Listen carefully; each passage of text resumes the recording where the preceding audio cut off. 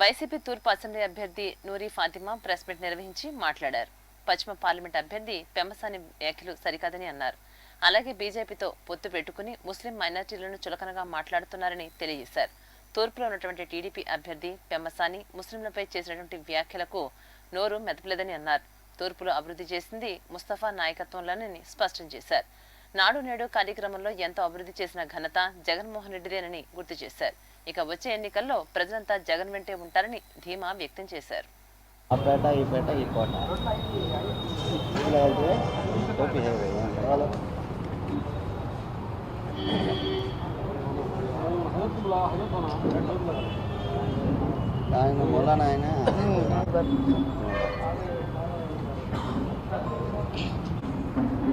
देकर हिंदुस्तान की आज़ादी कराई।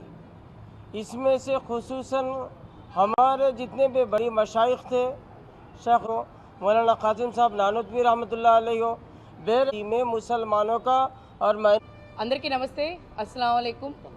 ముందుగా ఎలక్ట్రానిక్ మీడియా, డిజిటల్ మీడియా ప్రతి ఒక్కరికి కూడా పేరు పేరున నమస్కారాలు తెలియజేసుకుంటున్నాను.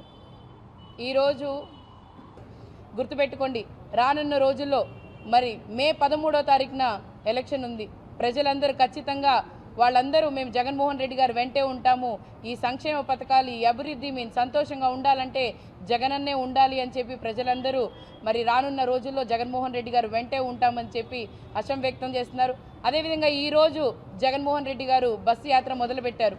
బస్సు యాత్రలోనే కనిపిస్తుంది ప్రజా ఆదరణ ఎవరికి ఉందని చెప్పి. మరి ఈరోజు బస్సు యాత్ర పులివెందుల దగ్గర నుంచి మొదలుపెట్టారు. చాలా చక్కగా జరుగుతుంది. ఖచ్చితంగా అదే ఒక విజయ సంకేతం తెలియజేస్తుంది.